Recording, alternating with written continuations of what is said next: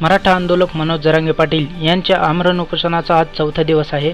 आज मनोज जरांगे पाटील यांची तब्येत खालावली आहे।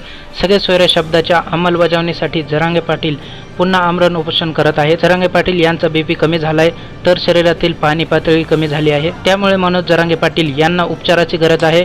मात्र डॉक्टरांनी त्यांना उपचारासाठी विनंती केली असता मनोज जरांगे यांनी नकार दिला आहे, अशी प्रतिक्रिया जिल्हा आरोग्य अधिकारी जयश्री भुसारे यांनी दिली आहे।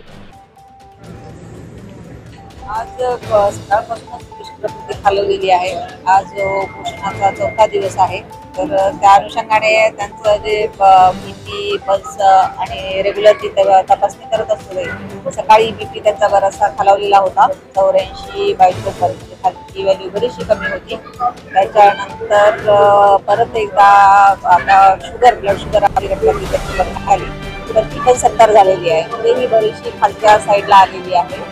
तर त्याच्यासाठी त्यांना उपचाराची अत्यंत आवश्यकता आहे। आम्ही वारंवार त्यांना विनंती करतोय की आमची डॉक्टरांची टीम आहे, फिजिशियन आहेत, एक्सपर्ट आहेत, साईडने त्यांच्याकडची पण टीम आलेली आहे आणि आमचे वैद्यकीय अधिकारी इथे 24 तास उपलब्ध आहेत।